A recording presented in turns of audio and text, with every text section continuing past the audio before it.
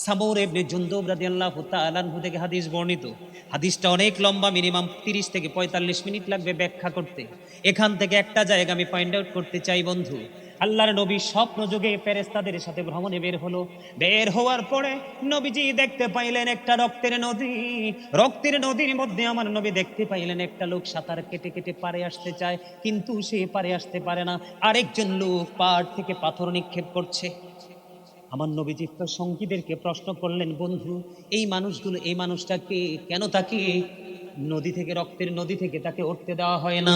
এবার ওই প্রশ্নের জবাবে ফেরেশতারা বললেন, ইয়া রাসূলুল্লাহ, এটা হলো তার সাজা, কারণ সে সুদের মাধ্যমে সারাটা জীবন মানুষের রক্ত চুষে নিয়েছে। আপনারা মনে করেন টাকা নেয়, আসলে টাকা নেয় না, গরিবের অসুস্থ মানুষের রক্ত চুষে নেয়। আরে কথা কয় না এরা, বুঝেন নাই? টাকা দিয়া বাজার করেন না, বাজার আইনা রাইন্দা দেনা বউয়ে, তারপরে খান।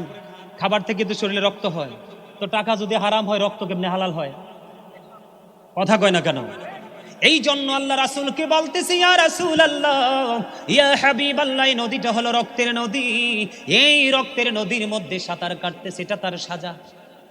রক্ত কি নির্দিষ্ট সময়ের পরে সুঘ্রাণ কয় না দুর্গন্ধ? কথা কয় না? হযরতে আবু হুরায়রা রাদিয়াল্লাহু তাআলা আনহু থেকে বর্ণিত, যেই ব্যক্তি সুদ খাইলো সে যেন তার মাকে বিবাহ করলো। যে ব্যক্তি সুদের মাধ্যমে 1টি টাকা মাত্র উপার্জন করলো সে যেন 36 বার তার মার সাথে জিনা করলো।